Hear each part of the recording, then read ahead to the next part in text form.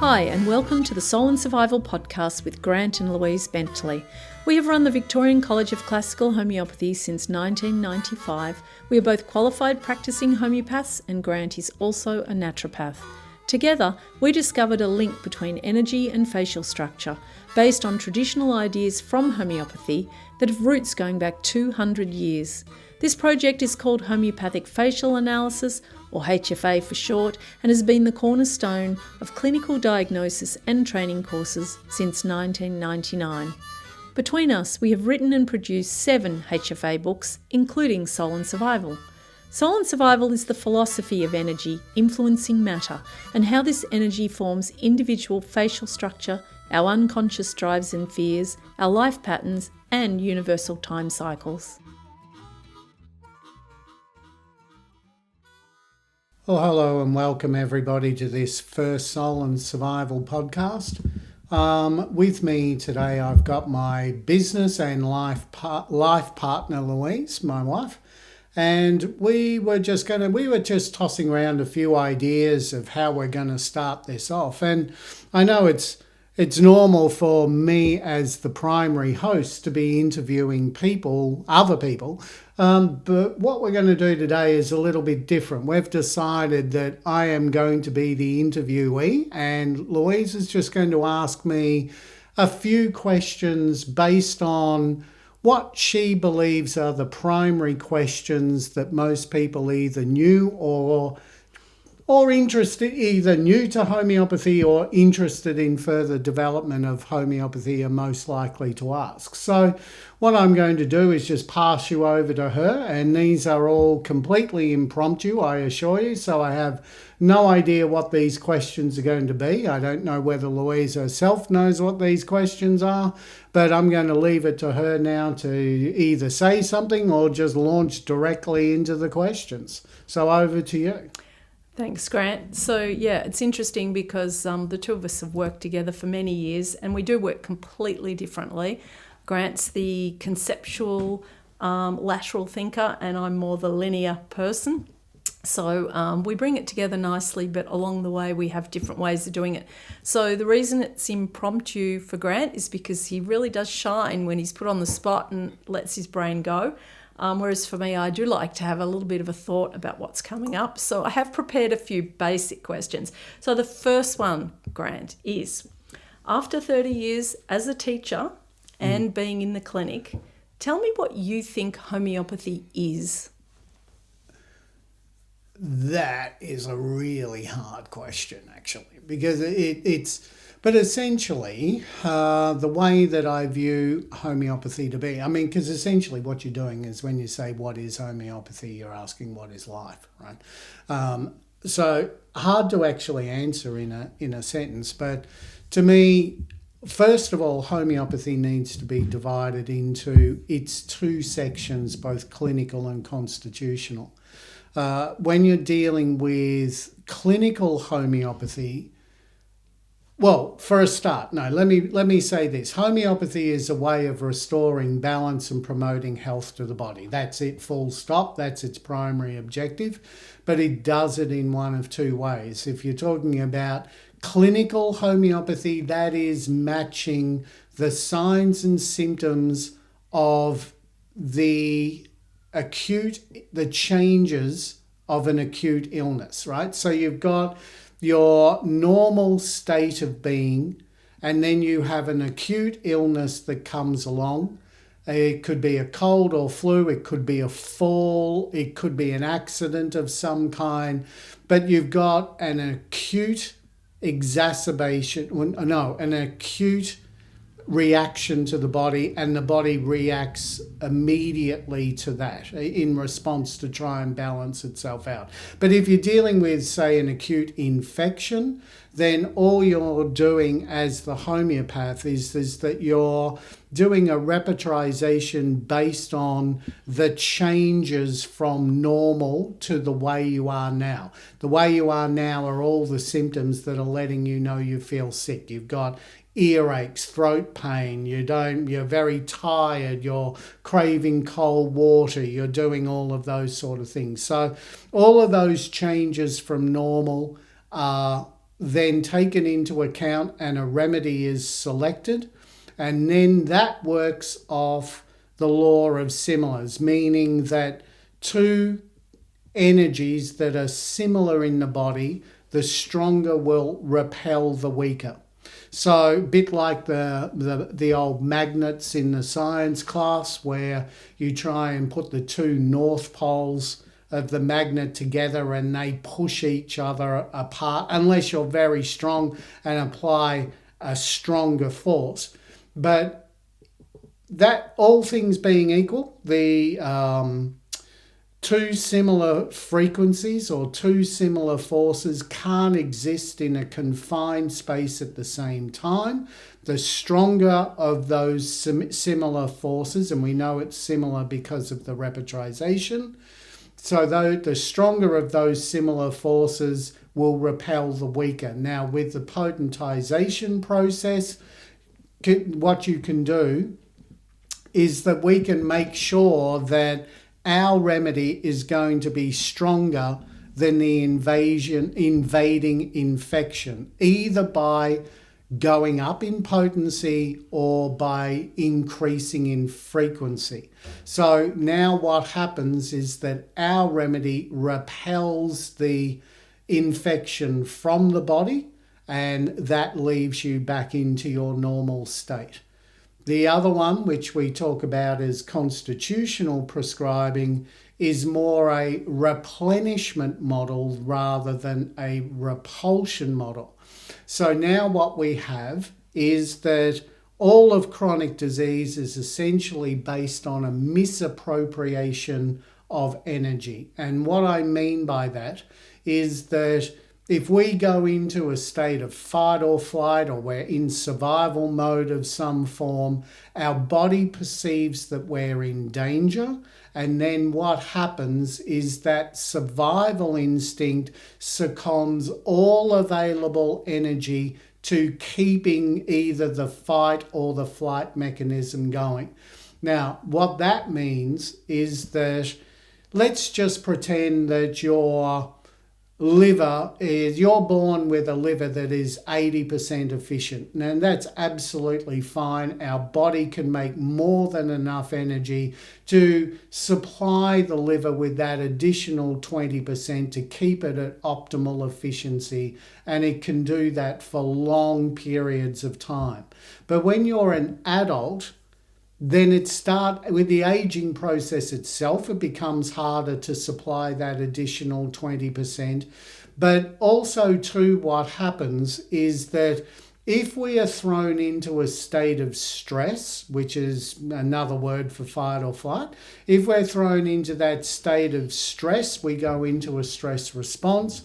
That stress response is highly it's got a voracious appetite for our energy.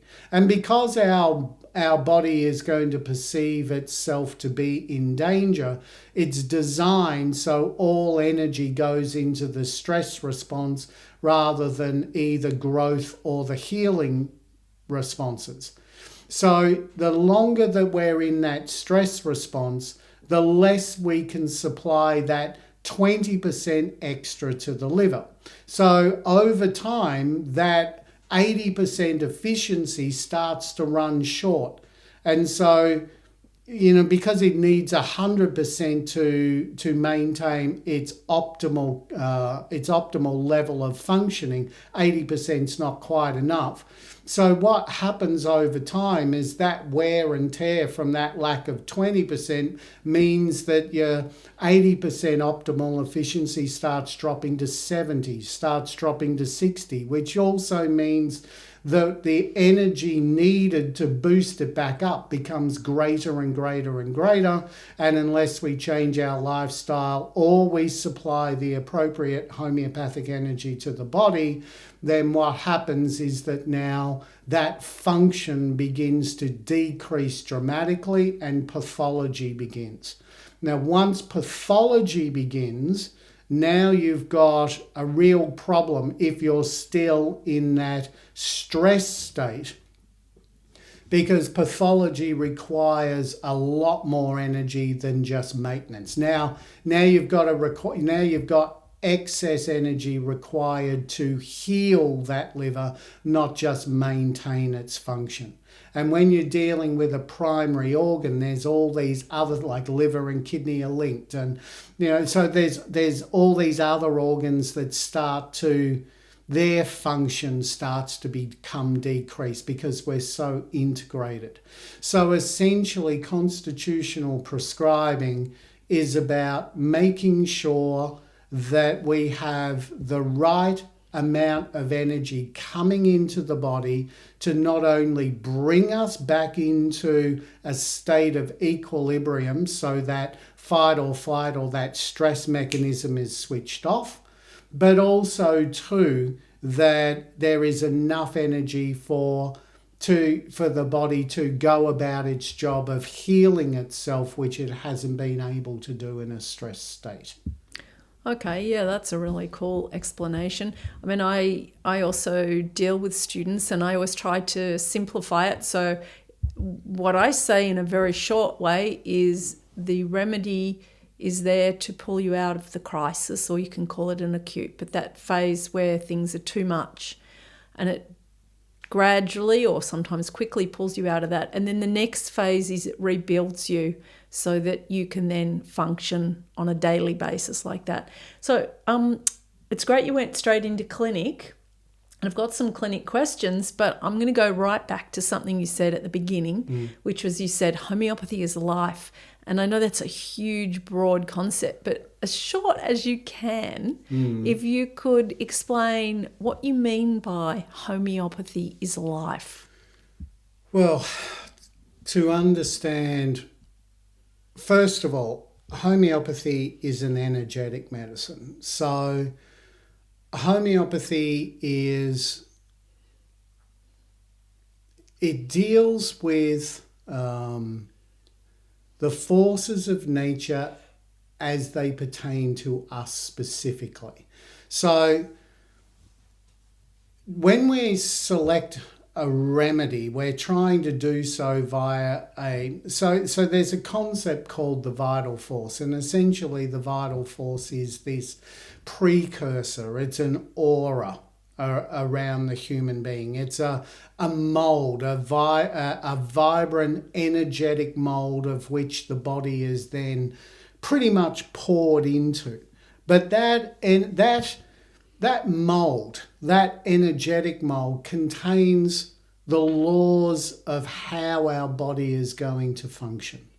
When it's a bit like if you go back to conception, for example, the sperm hits the egg, the mulberry that starts, and then all the cells start to differentiate and so on.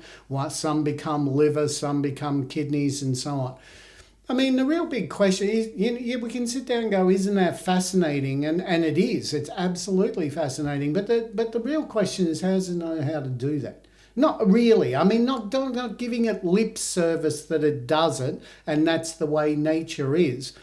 But that means that they're obeying laws. These cells are obeying laws from the very first cell. Even as the sperm is hitting the egg, the laws are already in place. So where do those laws belong? Where do they come from? Well, maybe the come from is just too big to answer, but what these laws pertain to essentially is that they are the governing force to not only making our physical body, but they also impart a whole stack of memories based on your survival needs. They also impart a lot of reactions, and they tell you they are the energy that surrounds the genes. The genes are just sort of there telling the physical body what to do, but the knowledge, I guess that's what I mean by life. It's the knowledge of how to work, how to operate, how to react. It's not a soul in a sense, even though often, Kant and Hahnemann often referred to it as a spirit-like substance, and I understand why they did that. This is the vital force, I mean. And also to the nature of the remedies they referred to, or at least Hahnemann did, as a spiritual-like substance. But essentially what they mean by that is that they mean it's something that you can't quantify, in the sense that you can't touch it, weigh it, measure it, see it, smell it, etc. It's beyond the five senses, and yet without it, then we can't operate at all. It's the difference between a living body and a dead body. That's what the vital force is. It's the animation of life, but it's also the laws of life that we've got to live by, plus to all the mechanisms for our individual survival that are thrown into our, as you know, we've had this conversation many times, but I believe that a big part of what the vital force, or at least what I'll call our survival instinct, does is that it incorporates a whole range of defensive strategies based on the stresses of the past. And we have those in our unconscious mind, not even our subconscious. It's not like we've learned something during this lifetime and now through the sifting process of the brain, we've put 90% of it into our subconscious to maybe be learned or utilised at a later date. I'm talking about a level that's below that. Now, I know that, say, Jung, for example, he often used subconscious and unconscious as interchangeably. And I don't, I'm saying Jung, and I'm not sort of talking about Jung all that much, really. I never do, because sometimes I don't think I'm quite smart enough to get Jung. He's in a bit of a league of his own, I think. But the unconscious mind is about... It's a set of skills and memories and reactions that are given to us in a very generic way. There's nothing individual about them, even though we might think that there are. But this is what I class as the unconscious mind. So it's all of those unconscious strategies. It's the body being animated to be able to move. It's the cells knowing what to do. It's the laws of genetics, the laws of nature, all wrapped up into this one vibrational package that surrounds our bodies. And that's why I say, and our homeopathic remedies influence that directly, right? Because they are vital or spirit-like by design. That's what the succussion and the potency. That's what that's all about. Is bringing out that inner nature, that energetic part of that original physical substance, and so that energetic medicine now interacts with our energetic body. Okay. No, I know what you're talking about, and hopefully some of the people listening will think, yeah, that's pretty interesting. I'd like to know more. So I'm just keeping it pretty simple, because you can go on for hours on many things you've just said. Like, there's a lot of depth in homeopathy. There's a lot of depth in understanding ourselves as energy beings. What I'd like to know, though, and this is a question just going back to your past a little bit. I know you've been doing this for, 30 years, which I previously mentioned. 35, I think, actually. Maybe 35. So tell me what you thought homeopathy might be, or what you wanted it to be, before you even started doing it. I can go back and I can remember exactly why. Look, it's a funny story, actually. I went into...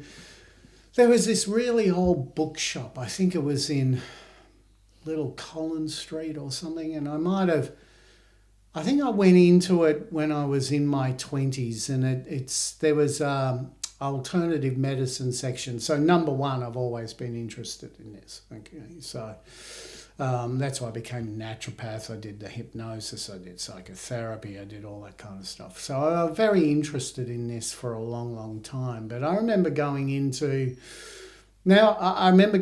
it and picking up this book on homeopathy, and I opened it and it had a number of different conditions, and it had like Calc-Phos 6C, and this was the prescription, for this condition, give Calc-Phos 6C and Calcarb 30C, and this, potency of a remedy. And it was a polypharmacy, what we know as polypharmacy now. But it seemed to be so complex when I first opened it that I put it back on the shelf, and I thought, well, I'd never be smart enough to get the hang of that. So I just put the book back and I never bought it. And then later on, probably mid-20s, I read a book called Classical Homeopathy by Marjorie Blackie, and I don't know, it just really resonated with me. Can you remember the name of the book? If anyone wants to have a look? Classical Homeopathy it was called. It was called Classical Homeopathy. It's called Classical Homeopathy by Marjorie Blackie. Mm-hmm. And I remember reading that and thinking, first of all, was the calibre of Marjorie. I thought, wow, this is a smart woman here. And then she talks about Kent, she talks about Hahnemann and so on, and then I think there's a few quotes in there, or maybe I just read books later on. But that was one of the first things that really got to me, was the calibre of the writers, how deep they were, how grounded they were. And I just thought to myself, and I'd heard all this stuff before, homeopathy's all rubbish, there's no scientific evidence, blah, blah, blah, blah. So, but after reading a couple of these books, I thought to myself, there's no way these people are self-deluded. They're too smart. I mean, one person, maybe. You can be smart and self-deluded, I get that. But, you're starting to get into a whole profession that's both smart and self-deluded. Oh, I don't think so. That's just ridiculous. So I started starting to think, no scientific evidence, not enough. Hang on a minute. This is a cop-out. I know a scam when I see it. This is don't look down this avenue, nothing to see here.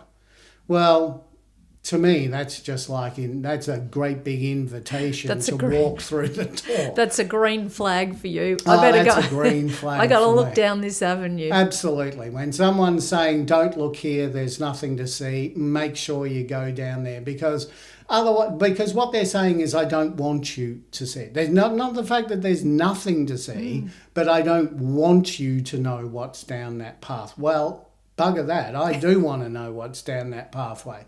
So I read this book, and it appealed mainly not just to my rational side, like I said, by the quality of the content, but it also appealed to, I guess, a latent shamanic side of myself that I didn't even realise I had. And what I mean by that is that Marjorie Blackie talks about these cases where she needs to give lachesis, or she needs to give tarantula or whatever. I don't know. I can't quote the book. It was 35 years ago, probably more, 38, 39 years ago now that I read it, and I probably haven't read it since. But I do remember that she was talking about these cases that responded to snake venoms and other poisonous metals like mercury and arsenic, and it just seems so darn alchemical to me that it really appealed to me. There's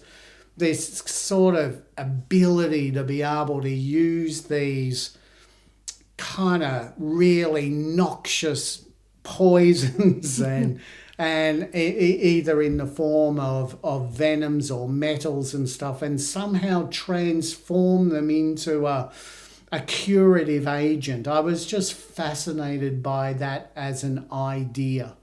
And that's what got me into it, really. And of course, just for people who know absolutely nothing about homeopathy, all those substances are used, but they are transformed. They are transformed energetically. So essentially, you can take any venom, any poison, any substance, whether it's inert or noxious, it doesn't really matter, and extract the energetic memory of that substance, which is fascinating in itself, that every substance has an energetic memory. It has information that can be passed on to people via the homeopathic process, but only if it resonates with you. So it's all fascinating. And everything has its own energetic quality. Everything has its own vital force. Otherwise, the atoms within there wouldn't know what to do. It wouldn't be able to form itself because it wouldn't have the information to be able to form. So otherwise it'd just be elements, right? And it'd just be inert and just stay there. But even saying that, the elements themselves have their own, they have their own vital force and everything is in motion. Everything is its own sort of life form. Even if our way of looking at life, we look at a stone and just say that it's inert in the sense that it's not organic life because it doesn't grow, it doesn't eat, it doesn't reproduce and so on. But it sure does have its own vital force. Everything has its own vital force. That Hermetic thing, as above, so below. Everything must start in the energetic world. I mean, we learn this a lot. This is big at the moment with manifesting stuff, right? I mean, whether or not you want to call it the secret or whatever, but the thought precedes the action. You can't have an action, not a detailed one anyway, without any thought that precedes it. Yeah. So the physical always follows the energetic. Because thought and emotions are energetic in the sense that they have no body. They're beyond time. That's why love doesn't age. That's why fear doesn't age. That's why thought processes don't age. We can still come up with incredible ideas into our 90s, even though the face looking back at us in the mirror is starting to become a little withered and decrepit, but our thoughts, they don't operate by the same structure, they're not bound by time and space. They're timeless. So back to these classical homeopaths, and they are really interesting. And I know in the course that we did, it was, our college is the Victorian College of Classical Homeopathy. There was a strong emphasis on that, and we really had classical education. And these doctors, and I say that because I'm not a medical doctor, and neither are you. We've had a lot of training, and we're very clinically great in what we do. We're very adept at what we do, but we never went down that pathway. That wasn't for us. Even though I see you as a highly scientific person. But these people, they were all medical doctors, so they've all gone down this very scientific pathway. And this is between, the mid-1750s through to the, mid-1950s, in a sort of a 200-year period. And homeopathy was scoffed at from the very beginning, and yet some of the biggest proponents of homeopathy decided, after they heard it was ridiculous, and they thought it was ridiculous too. It seemed ridiculous to extract energetic memory or dilution out of substances. But they were so smart that they decided to test it themselves, and that's always the best scientist, of course, that old N=1. And they came to the conclusion that not only was this idea that it was bunkum itself, that there was something a lot to it, and a lot of them invested their whole lives into it. So there's many characters all through Europe, the United States, India, Australia, New Zealand, etc., and they all put in so much. It has a rich history. So I'm just wondering, question to you, what do you think's important about that history? Well, I mean, look, the first thing in answer to that is that yes, you're right. I mean, homeopathy has been slandered from day one, but it's coming from minds that are very much involved in the five senses of life.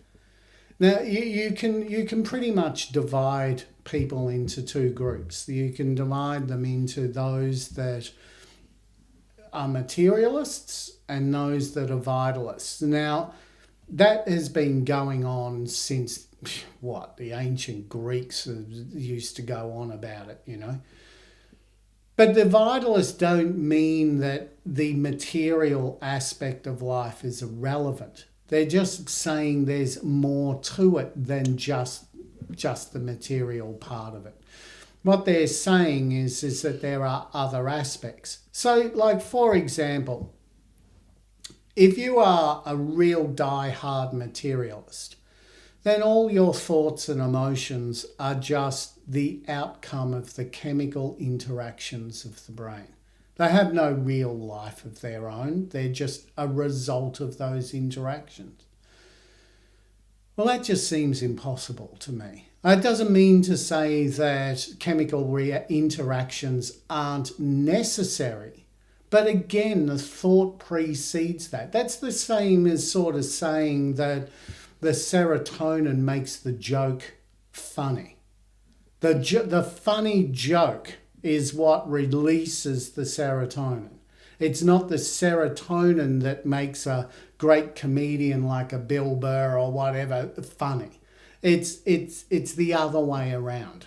And I think to then try and flip all life on its head and sort of say that the neurotransmitter precedes the thought or it precedes the emotion, you're really grasping. You're going to have to come up with some evidence for that, because actually every bit of evidence suggests that that's not the case at all. It's a bit like, the whole creation thing in itself. I remember I never gave spirituality too much of a thought until I started studying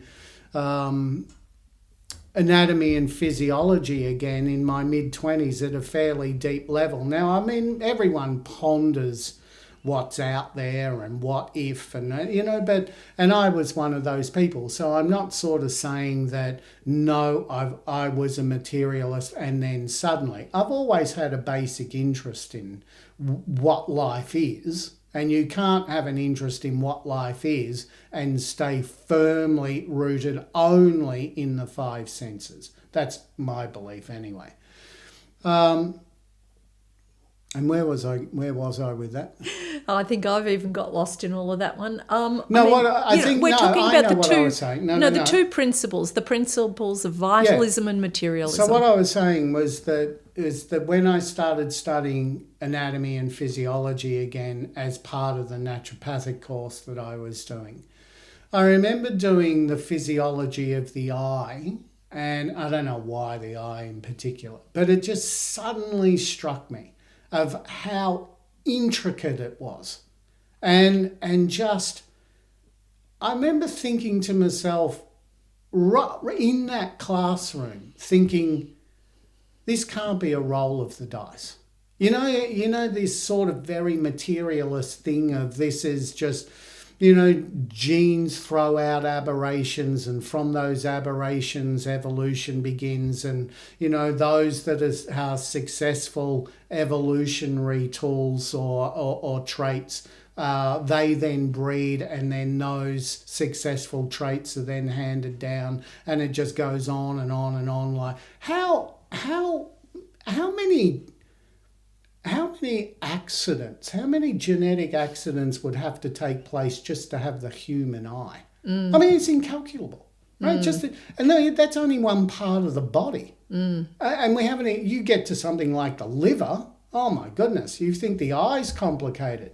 I mean, so in the end, I just started thinking to myself, there's no way this is an accident. There's just no way. What's that saying that Rupert Sheldrake Yeah, says? give me one good miracle and science will explain the rest. Yeah. And so from a homeopathic point of view, the concept of a vital force just goes without saying. I mean, the remedy wouldn't work at all if it didn't have its own vital force connecting with our vital force. So we kind of accept that. Can I ask you then to extrapolate upon this idea of vital and material and the and, because your work is soul and survival, and you came up with that term, goodness, I think it was about 2006, 2007, and that's the name of one of your number of books you've written. Why soul and survival? What does that mean to you? Because human beings are two people in the one body. We're a very, very interesting dynamic in the sense that we are part program and then I think part free will. How much free will, that can be open to discussion really, how much free will we have.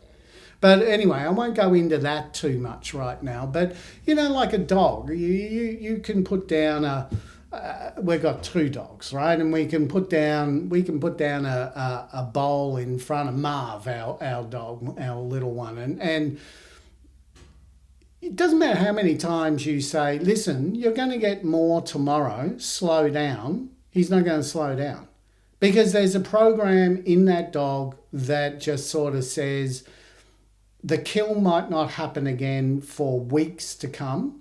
So scoff down as much as you can quickly. Otherwise, because they live in packs, another dog might come in and get them a more nutritious morsel than you. So don't even shoot, just swallow. And they just operate by that program. Now, I think we do have that program, and that's what's in our unconscious mind. And that's the survival part. That's the survival part. When stress becomes too strong, then what happens is that, we've got everything in the human body runs off what's a homeostasis, a level. And if you go outside of that level or that range, you go into a crisis mode. And that crisis mode will be in varying degrees depending on how out of sync with homeostasis you are. The further away from it you are, the more in crisis you become. So, but there is like what we were saying before, the vital force or the energetic body is the mold. It surrounds our physical body. And you can't have a physical body that runs off homeostasis unless the energetic body runs off homeostasis. Otherwise, there'd be a disconnect between the two. That makes sense. So, but of course, not having the energetic body is not physical. So it doesn't have things like blood gases. It doesn't have blood sugars. It doesn't have those sort of homeostatic ranges. It only really has one. It has the energetic range. And what we call stress is just the first signs of it going out of homeostasis. And so when you go out of that range, and if you go out of that range by too much, your vital force then sends a signal to your brain that says we're in danger. Now, if your brain gets that signal that it's in danger, then bang, it goes straight into fight or flight. Now, the trouble with fight or flight is that all that conscious deliberation, all that humanness, all that pre-planning gets relegated to the background. It doesn't mean that it doesn't exist. It just means that while you're in danger, instinctive reaction is more important than conscious deliberation.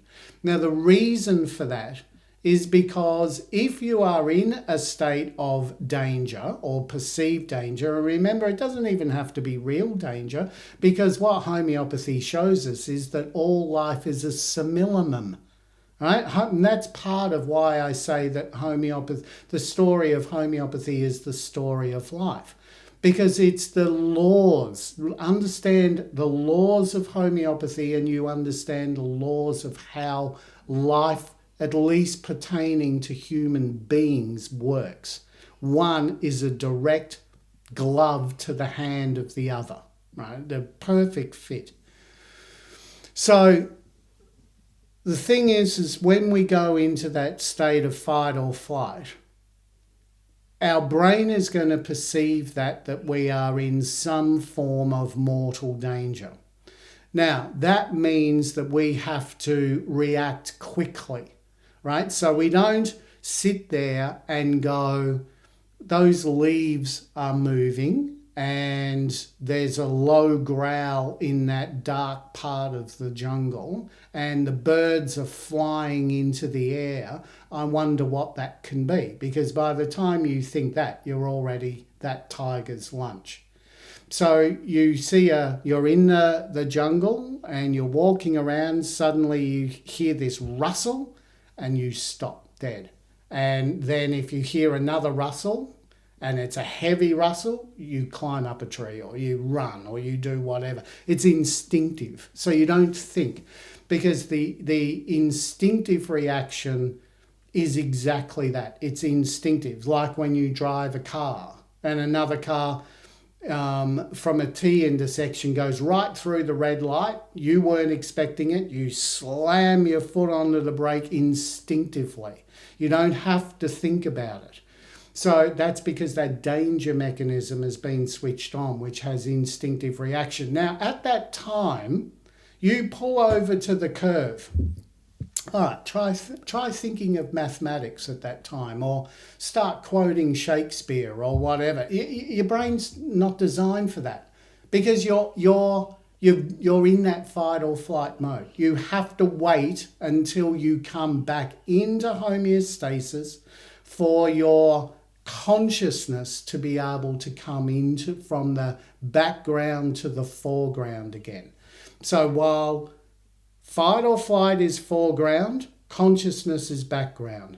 When fight or flight becomes background, consciousness becomes foreground and you're in charge of yourself again. Which is health, healthy thoughts, healthy body, healthy balance. Yeah, it is. And you hear this all the time with people emotionally, where they say, I don't know why I behave that way. It's just not me. That's not who I am. Well, the reality is, yes, it is. It's under just that stress. You're under stress. Yeah. All right. Now, once you relieve either that stress or you give the appropriate homeopathic to bring you back into balance, now all of a sudden your consciousness comes to the foreground, and now you can say, I feel back to my old self. My normal self, or perhaps the self I want to be. The best self. Yeah. Your best self is the self that is conscious, because you're encompassing other people, right? I mean, you're what's best for you, what's best for the future, how can I do what's best for the people around me. Here's the thing, we live in a world where most people say, oh, they're all sheeple, mate, they're all sheeple. People are idiots, people are nasty, people are...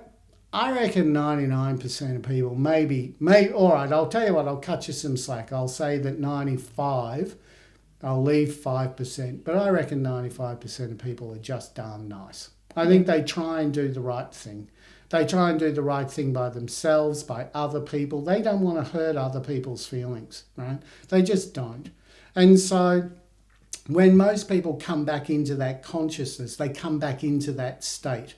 But when you're in that state of fight or flight, and you see this with a lot of people who are very sick or very needy, right? Even when you take something like anxiety or old age, even people that are just starting to, bits are starting to fall off, maybe not literally, but you know what I mean.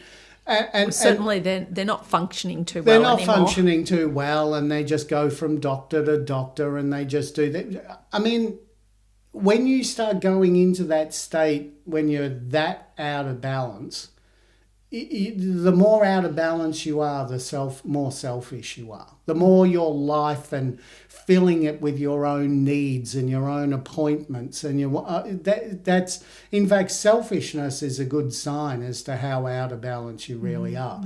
The more that you are conscious, the more you welcome other people into your life in accordance to your personality. Some of us are more reserved, and they'll get thrown out of balance by too many people in your life. But you know what I mean? It's not a selfish life. It might be a private life, or it might be a very public life.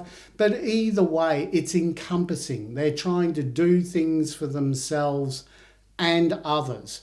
Now that's that consciousness. That's that really nice part of human nature.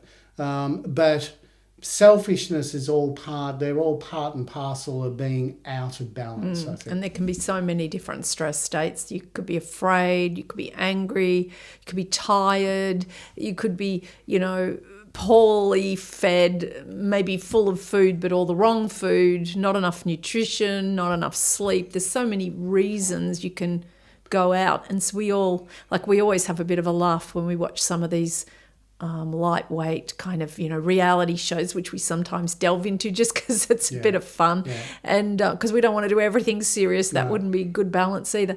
But it's really funny when one party says to another, I just want to know the true you. I just want to understand who you really are. And we're sort of saying to the screen, but what you're seeing is part. Yeah. It may not be a total part, but it's at least part of who that person really is. Yeah. Every little outburst, every little good word said, every little deed that's nice to the group, every little selfish act, it's all still you. But the best you is the you that healthy people or potentially healthy people are aiming for. Well, and I think this is why constitutional prescribing is more important than the clinical. There's a lot of people who practice clinical homeopathy, and I don't want to be disrespectful to what they do. What they do is important, and in particularly to immediate situations.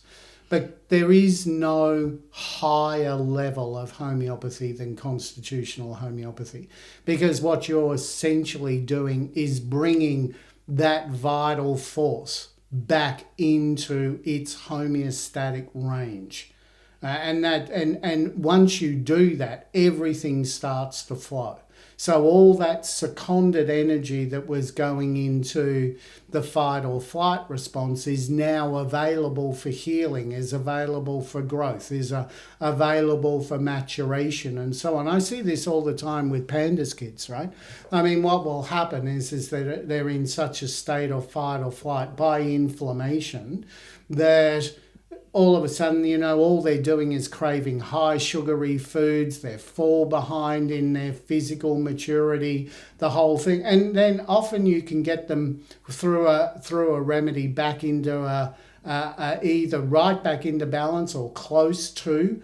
And what you will often see is parents will say, oh, yes, they also lost 4 teeth in the last month, or they've just grown an inch, or they've just excuse me, or they're eating like crazy. And this is the body saying, okay, we're back in business again. Let's get going. Let's start getting some energy. Let's start the catch up of the maturation process. Let's get ourselves back on track. And it does so in a flurry. But that's when we were talking again, this is the simillimum, is that while the fight or flight response is essentially triggered by the energy body going out of homeostatic range. Now, it's originally designed for either attack or it's designed for famine. You're getting low on food, low on energy, and so that kicks into gear because what it's trying to do is that it's trying to drive you on to find resources that are going to be beneficial for you. And of course, the attack part is for you to get away. But because life operates on a simillimum, then it doesn't have to be literal starvation. It can be, you can be thrown into a huge state of fight or flight by eating just junk food. Because you're just not getting the nutrition. Well, it's a version of starvation, even though you're kind of full. It absolutely is. You might be as fat as a barn, but you're still starving, and your body knows it. That's too. why you want to eat all the time. That's why you want to eat all the time, because your body is searching for that nutrition. And as for this, the whole sort of Dickensian jolly fat man, I'm not buying that for an instant. No. Most people who are obese don't want to be. Most of them don't feel well, and nor should they, because they're in a state of stress constantly. They're not in control, and you need to really bring that back.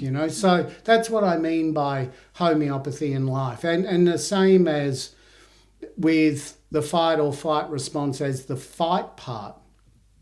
It doesn't have to be a tiger. It can be a partner yelling at you. It can be a boss threatening you. It can be any excitation of the nervous system, taking too many drugs, taking too much caffeine throughout the day, not getting enough sleep. Fear of losing your job, It's all- fear of not being able to pay your mortgage, Yeah. all that sort of real survival stuff. Hyperstimulation or hypostimulation, Yeah. and all the things in between that can cause it. Your reference to the jolly fat person, and we're no disrespect here and no fat shaming and all, but if you go back in time, and there's so many answers in history, and I know we talk about it, and you particularly a lot, because human patterns and historical patterns tell us a lot about where we are now and possibly where we're going. But you think of those photos that were taken, in the 1800s when some of the Western explorers hit some of these lands where the Indigenous people were at that point, running the show. They called them the noble savage because they really looked healthy. They stood up straight. They were muscular. A lot of them had really good teeth. Their eyes looked pretty clear. They had a lot of resilience, and obviously they had tuned themselves to their environment and were living reasonably well. And then of course things changed, and that's a whole topic in itself. But the reality is now where the world is, there's just not that energetic understanding of true health. No, there's not. There's not, and there's too much of a reliance on a pill to get you out of situations once you've got yourself into a state of bother. The whole Rousseau noble savage thing, I know what you're saying. I don't buy the whole package of the noble savage. I think that there was a big part of the Western mind then, which had become very citified and socialised and so on, looking at what they perceived to be a more idealistic lifestyle. But I don't think the noble savage was any more noble in their morality or thoughts than anybody else. Human beings. Possibly not in their morality. I think I was more referring to body type. I know what you were referring to. Like a Weston Price, when he went out there and he saw that, or even, when they go to the Inuits and they notice that they had very little tooth decay, very little heart disease, very little cancer and so on. And like those two low-carb guys. Gustain and, Anthony Gustain and the other guy that went to Tanzania to be with the Hadza tribe, and their observations of the health and happiness of that group of people. Well, they go hand in hand for a start. They clearly do. And it's community, and it's food, and it's exercise, and it's companionship, and it's security, and all sorts of things all thrown together. Yeah, well, whereas I think in a lot of the Western world, we're being manipulated from day one, where we've got cereal boxes full of all these colours, and we've got packages of this and packages of that, and just to make you, to offset the guilt that you have, they're fortified with vitamin C or, all this sort of stuff that comes. But essentially, if you strip junk food down, well, essentially what you've got is you've got a lot of salty, sugary mud And I think cardboard. I think it's a real problem to even talk about the word junk food. I mean, you wouldn't say lung healthy cigarettes. No.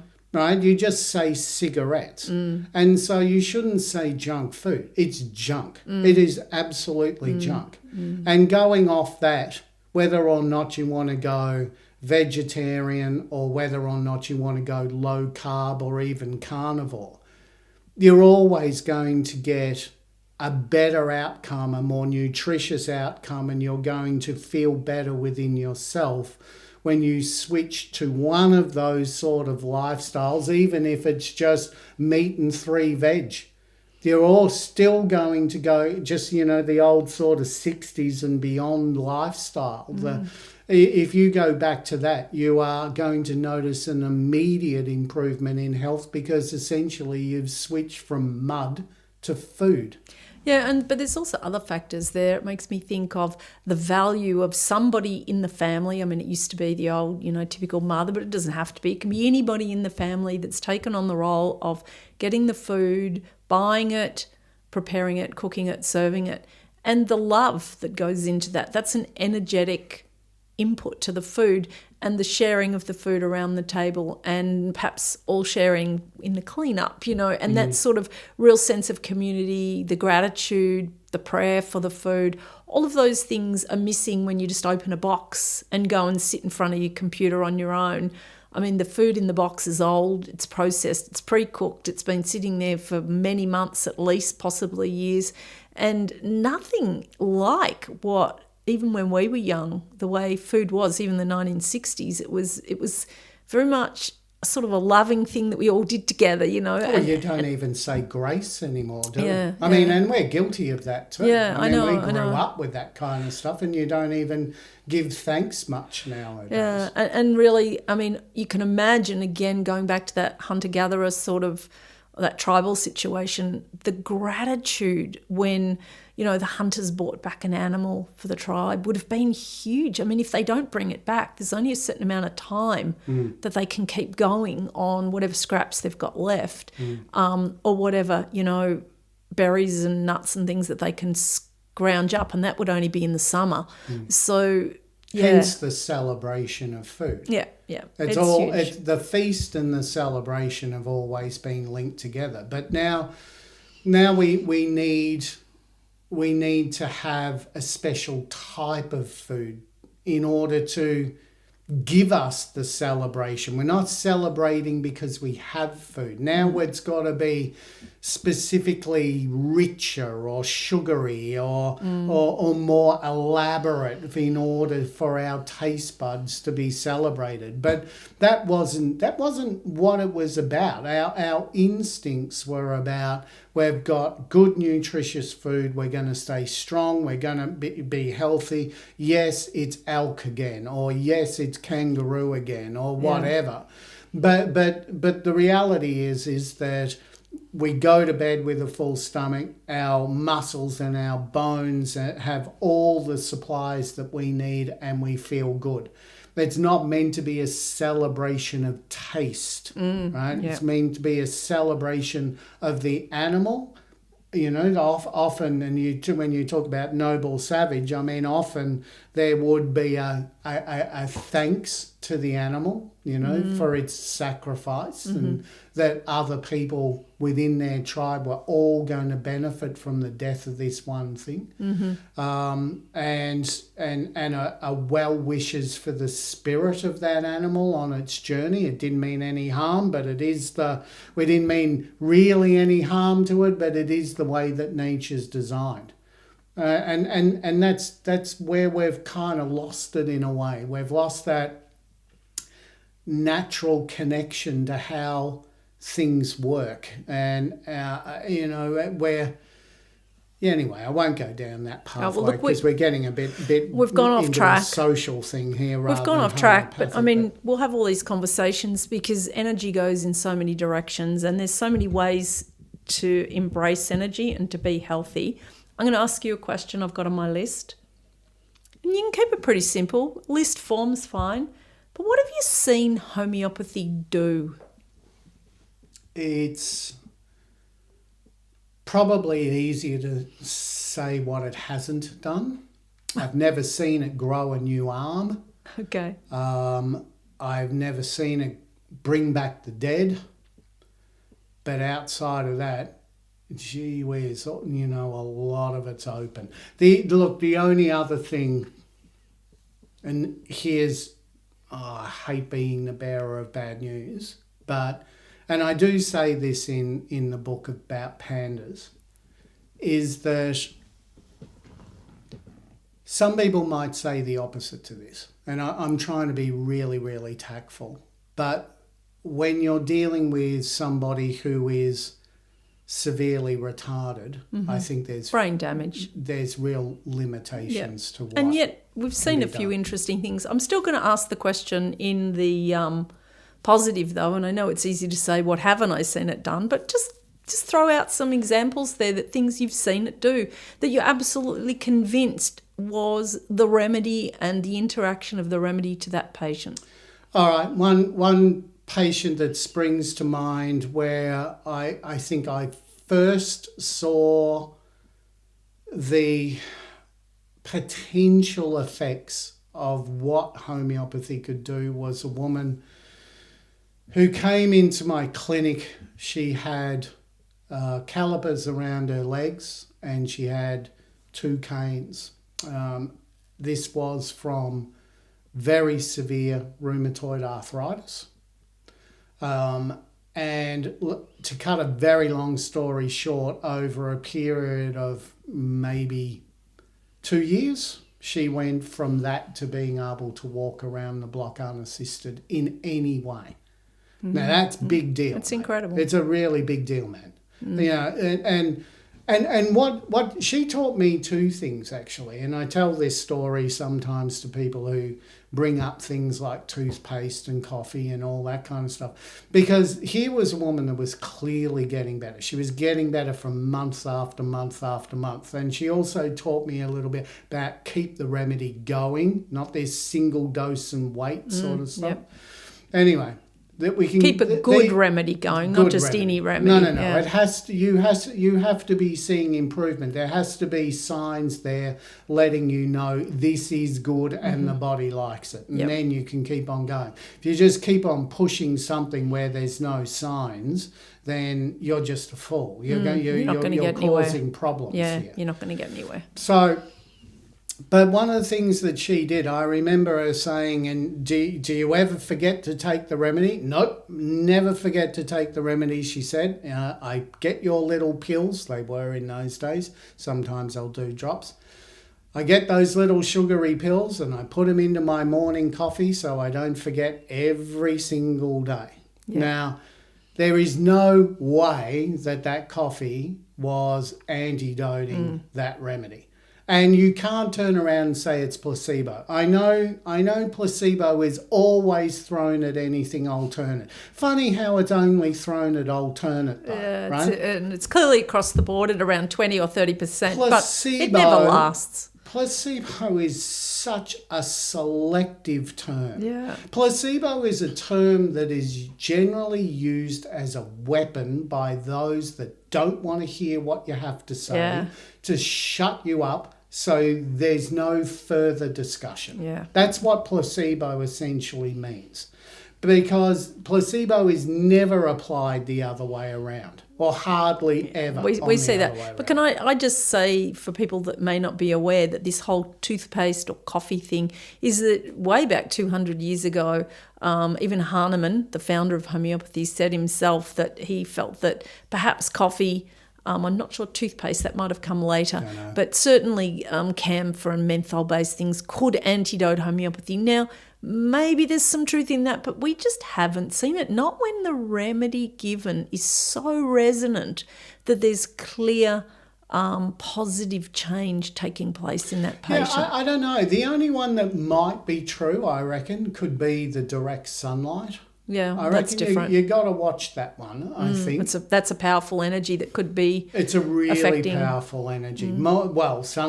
Sun powers everything, right? I mean, without the sun, you don't have the photosynthesis, you don't have the sugar, you don't have the animals eating that sugar, and you don't have the people eating that animals that ate that sugar. So without the sun, there's no energy at all. There's no power board to plug into. So it's the strongest energy source. X-rays and things like that, we've been through customs, we've used our remedies still work. Yeah. But we're doing that infrequently too. There are people that stick their remedies next to a microwave. I don't know about that kind of stuff. That consistency of energetic change might be enough to influence it over time. It really should be an area that is properly tested. I mean, I don't know where the money comes. There's never any money in homeopathy for any really strong testing. I know there's some hospitals in Europe and so forth, and particularly in India, that do research, but I'm not aware of any researching actually, what energetic substances will negate or change the energy that's in the bottle, that homeopathic remedy. Yeah, and even the research, geez Louise, don't get me started on that, mate. I mean, honestly, when we sort of talk about things like placebo being used as a weapon to just cut any further discussion off at the legs. I mean, so too is the research. So here's the cycle, right? In order to do the kind of research that's going to be accepted, you need millions of dollars, which homeopathy doesn't have. So therefore it doesn't do the research. So therefore it gets slammed because there's no scientific research. And then even with India trying its best, some of those institutions that are putting what they can into where they can, they just turn around, look at it and go, yeah, the trial's not good enough. Or they don't look at it at all. I think we're possibly coming at it from different places here. I was thinking more within our profession, having some solid understanding of how, because it's really, that's one of its loose areas, is that we can't look at what's in the bottle and know exactly what's in there. It's a very big matter of pharmacological trust, which thank goodness the pharmacies do, because we buy remedies and patients get remedies from very different sources, and yet you have very high clinical success rate, meaning the remedies they are buying are correct. And it's not just that, they can take any remedy. It's got to be the right remedy. I mean, you can get a patient that has 5 remedies in a row and nothing happens, and then you choose the 6th that just happens to be closer, and wow, it works really well. Yeah, but your point of downstream, how do you prove the quality control of a remedy when you're downstream? Well, you can't. Well, you can't, and that's something that's very difficult. You can't patent a remedy, you can't own a remedy, you can't test a remedy except on the patient, and patients need different remedies, so therefore creating a test for that condition is tricky. I mean, I've seen tests where they choose one remedy for one pathology and then give it and say, oh, it's got this percentage of outcome. Well, I'm surprised it's got any outcome at all, because if you've got 100 patients, they're probably going to need, somewhere between 30 and 100 different remedies, given even if they've got the same condition. It's very individualised, and that's its beauty, because you get better results. But it is, from a commercial point of view, and I think this has been the biggest thing that's held homeopathy back, is the commercial point of view. It's not saleable on the shelf, not really, not at a deep and profound level, not like what we see with that individualised approach. But to your original point of how do you assess the quality control of a remedy once it's in your clinic and has left the pharmacy, I suppose. Well, it is a problem. You can't. You're totally relying on the pharmacy doing their job. And look, the good thing is that, well, we only primarily use one pharmacy now, particularly. No, but your States, patients order. They respond. No, your patients order from multiple pharmacies. Well, that's true. They do. So I would, judging by the results that we get in the clinic on a very, the consistency of those results, you would have to say that the pharmacies are doing a pretty darn good job at making sure that their product is as premium as what it can be. I find that really interesting because there really is a low level of quality control. I understand that, in the US there's the FDA and in Australia there's the TGA and so forth, but they really are just chemical people. Like they have no understanding. How's the FDA going to turn around and prove that my Lachesis 30 is 30? Well, they're not. They have no idea. All they're really interested in, well, they ignored it for a long time, even though it's written into their constitution to be a protected form of medicine from, I believe, the 1930s. They just sort of ignored it as a quirky little thing. Now, I do believe there are nefarious groups, acting upon the FDA to actually ban it, which is extraordinary. It's the safest, most effective, cheapest medicine in the world. It really, all humanity should demand it and demand a level of quality of application. And I guess that's one of the reasons we're here. I'm going to put in a plug. Yeah, but we shouldn't be also surprised that there are snakes in the jungle. No. Right? That's the survival. But here's the thing. I'm just going to say this because we don't often get a chance. But, you've done your 30 years plus. I'm sort of around 25 or something, a long time. We put a lot into this. And for us, quality and clinical outcome quality is paramount to everything we do. We also teach, and we've got all of the way that we practice homeopathy into some really nice online training. And one of the reasons, this podcast we're doing it is one, to just get people interested in good quality homeopathy, but also to hopefully get to a point where not only will they use it, but they will want to study it. They will want to bring it into their lives, whether it's from their point of view of the family or clinically. I mean, it's a great clinical experience. It's very diverse, but you need to understand how to use it. So I'm really hopeful that these discussions will help people to understand the incredible work that you've done particularly. I mean, your input's just been amazing. And I know I sound really biased, but I can't get over the quality of the work that you do clinically and in your writing and your teaching and so forth. It's really profound. So it's nice to share it. But a big part of this is making sure that, the mantle is passed over, and hopefully that this piques some interest in people to do courses, even if they're not going to be doing it for practice reasons, but even be able to do it for their own family, because there could come a time. Like when we're talking about snakes in the grass, when you're talking about Big Pharma, make no mistake, Big Pharma wants everyone out. Every single alternative, yep. Every threat, even if that threat is taking, 1 cent to the dollar.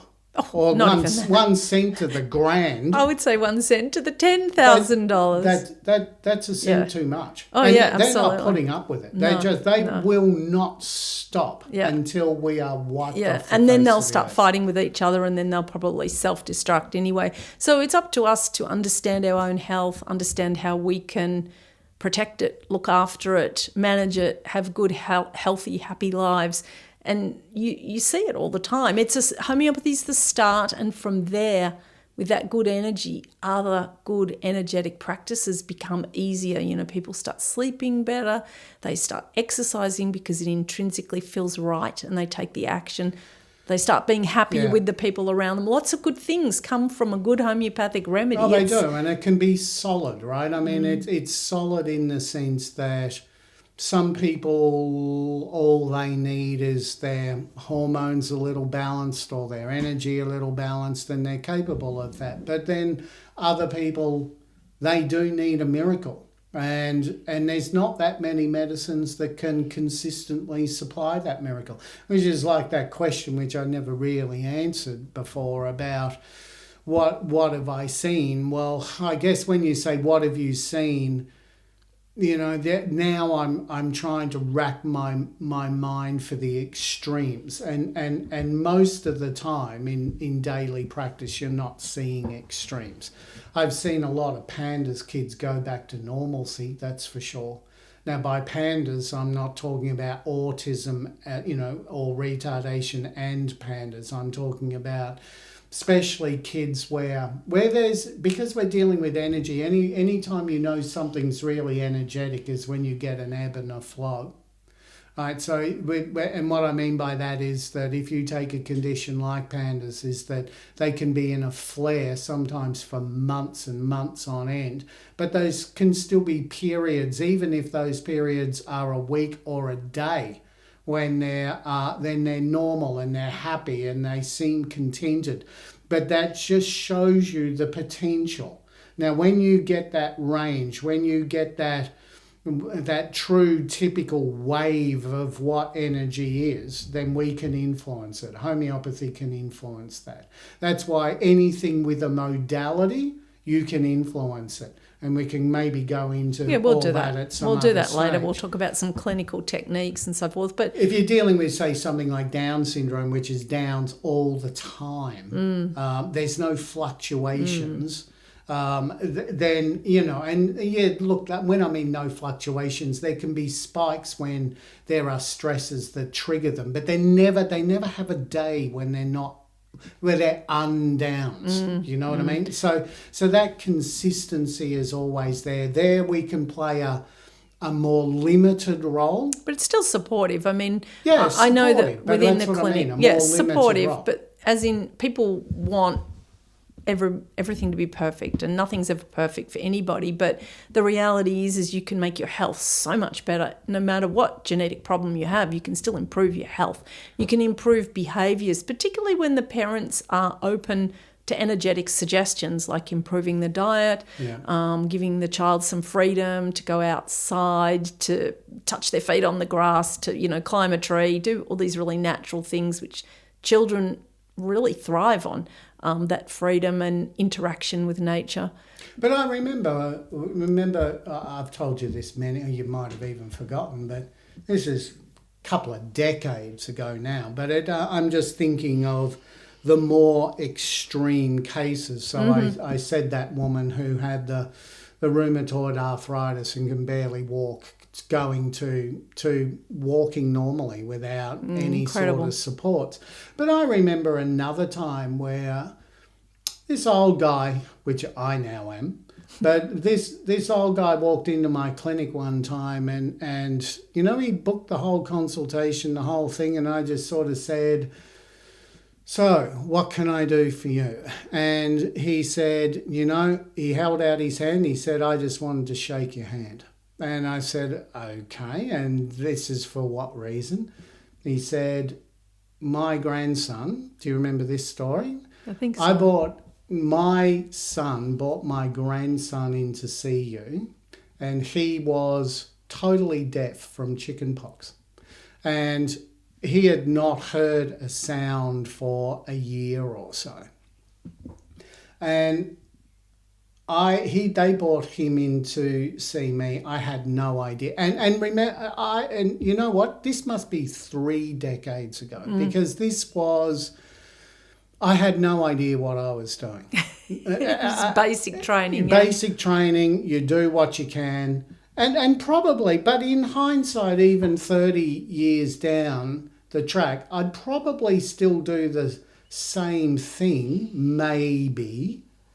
But maybe that's because I learnt from that. So that's why I'm saying. But anyway, either way, what happened was he shook my hand and he said, my son brought my grandson in to see you, who had been pronounced totally deaf since chickenpox. Now, he had also had a lot of scarring on his eye, and because these pox had gone everywhere. I mean, normally it's just this sort of mild childhood disease, but every now and again it just lets it's severe rip. And this went all the way down his throat. I got a feeling he needed a tracheotomy, but anyway, it was all internal, and it went everywhere, and it went right into his ear, and it caused terrible scarring, and he'd been deaf ever since. And I think by that stage it was a couple of years into it. They had tried a lot of things, same old story when it comes to homeopathy or anything fringe. It's hard to whenever anybody comes to see you, the word desperation always precedes it. So in their desperation, they came to see me, and I remember what I gave too, because this was the impact of that case on me. I gave them Ant-Tart 1M, and I gave it in a single dose. So here I am saying, don't worry about the single dose so much. But anyway, I did, because that's how I did it in those days. Probably do a 30C more repeatedly now. And my thinking is that because Ant-Tart's such a specific for chicken pox, that maybe it could also be the ill effects of chicken pox too. Seeing those chicken pox cause this thing, the resonance is still the same. Yeah. So what I did is that I gave Ant-Tart 1M to this kid.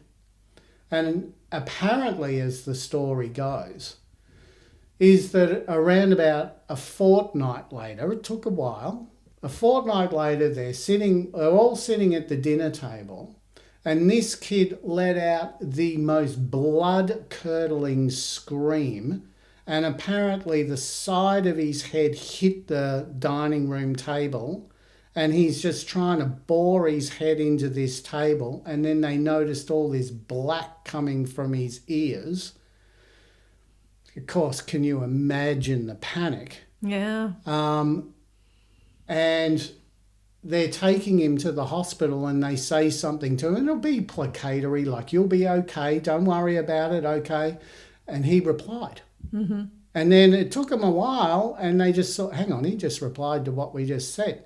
And they asked him something else, and he replied again. The kid could hear. Wow.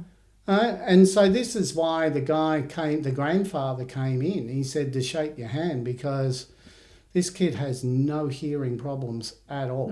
Now, I've never reproduced it, because I've never had a case like that. Well, people say, oh, can you do this? Can you do that? And I mean, now you've become a bit of an expert in pandas. That was just something that kind of happened, and a whole group of mothers kind of started to talk about you, and then you wrote a book and so on and so forth. So you're very known for that one thing. But people go, oh, can you do this or that? And the answer is, well, yes, we'll try anything, because if you get a person's energy right, if you negate the energy of a previous shock or a previous virus, whatever has occurred, yes, amazing outcomes. Not always, but a lot, way more. Like, we talk about 80%, which is pretty high, but over a year, you're running at around 80%. Some people take a few months before, they kind of get a roll happening. Others, it's straight away. But it's an extraordinary thing when you choose the right remedy. That in itself is another conversation, and I think we should do that separately. But it's important to point out, though, that even at this stage, that homeopathy is a process. So, I mean, when you sit down and you say things like, well, a lot of my patients are pandas kids, which they are. So I'm not sort of pulling you up on that. But what it is that homeopathy is a process. So it's not like I just have learned to specialise in kids with pandas. An adult with all sorts of emotional or physical complications walk in. I use the same methodology for them. Same process. Do you only treat children? Of course not. No.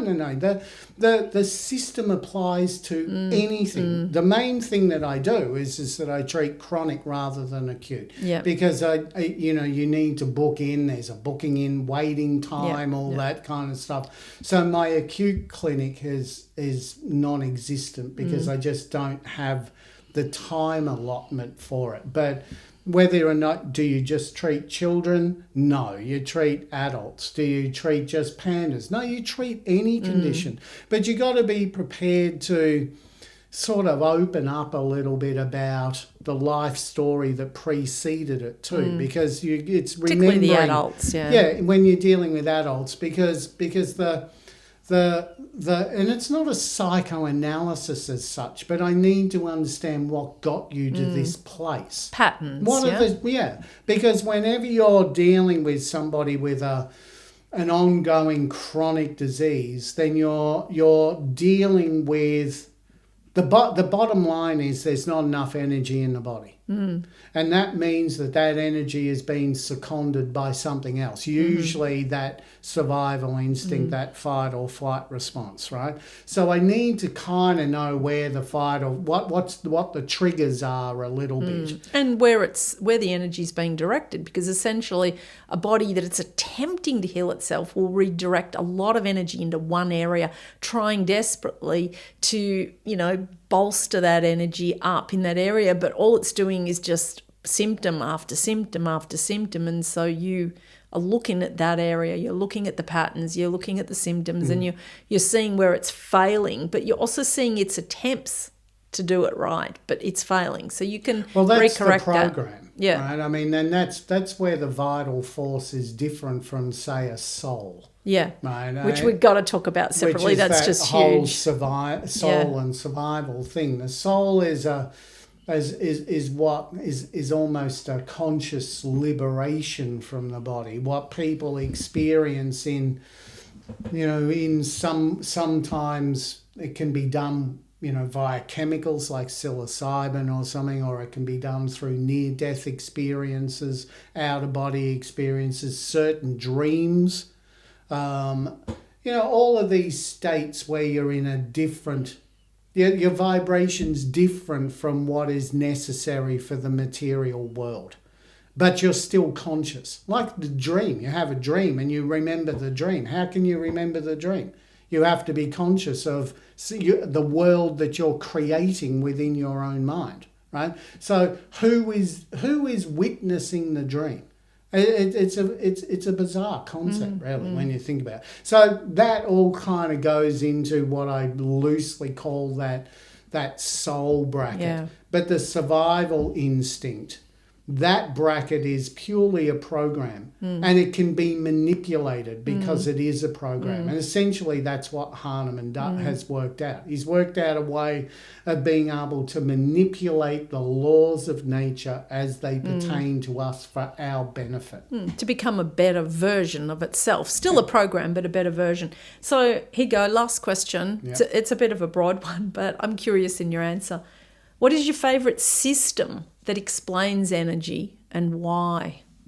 I'm not really sure what the question is. Okay, so there are lots of different systems of energy from, there's this different alternative medicines, there's different, you alluded to some of them, there's dreams, there's Freud, there's Jung, there's different religions, there's different ways of looking at energy and different energy systems. But do you have a favourite energy system? Well, the favourite energy system's the one we're talking about. It's just and homeopathy. if you think that we're going to finish this question in 4 minutes, you've got rocks in your head. Yeah, There's you're no right. way that can... But look, what homeopathy is that it's a window that gives the average non-sensitive person a chance to look into the energetic world. Now, what I mean by non-sensitive is that, that's what they call clairvoyant sensitives and all this kind of stuff. And there are some people who are sensitive. I've met quite a few that I think overrate that sensitivity a little bit. But then there are others that I'm telling you, they're the real deal. Right? They are absolutely the real deal. But for someone like me who has the psychic powers of a doorknob, then what homeopathy does is that it gives me a conscious opportunity to view this energetic world and to understand it through rational means, even if I can't transcend the material to experience it. Right. I can understand it. Homeopathy is like a book that takes me on a journey. I'm not actually in 18th century Africa, but like the dream, when you're in a dream, it feels very close. real. It's a simillimum, yeah? Yeah, it's a simillimum. Yeah. It's a simillimum. So what homeopathy does is that it allows me to understand the energetic laws of nature by understanding the material laws of nature. Like when I talk about the vital force has this fight or flight switch based on the energetic homeostatic response. That's not in any homeopathic books. I'm just saying that to you. The reason that I'm saying that to you is because I'm convinced of it. And the reason that I'm convinced of it is because homeostasis is how the physical body works. So the physical body is telling me how that energetic body is going to work, because you can't have one that's disharmonious to the other, right? As above, so below, right? We're back into that hermetic tablet again, that emerald tablet, I think that it's called. It's been a long time since I read that stuff. Mm-hmm. But that sort of as above, so below, you can tell one from the other. But what you can do with the energetic world is that it tells you a lot about how human beings are working. So, for example, the energetic world is a precursor to the physical world. In our language, that thought and belief and actions are all precursors to how you are physically going to not only act but respond. Your pathology has to be in line with your beliefs about yourself, right? So because there has to be an energetic change before there is a physical change. There has to be. That's what the epiphany is, isn't it? The epiphany is, I've had enough of this life. I'm just going to change my ways now. I'm sick of this. I'm going to give up the cigarettes. I'm going to give up the alcohol. I'm going to try harder or whatever, because you look around, you make a rational decision and your body will follow that decision, providing that your willpower is okay. Yep. Now, the only way your willpower is going to be okay is that if you're in good shape. And this is where homeopathy really comes in, even with addictions. You've got to be able to... Look, the only way to stop smoking is to not light one.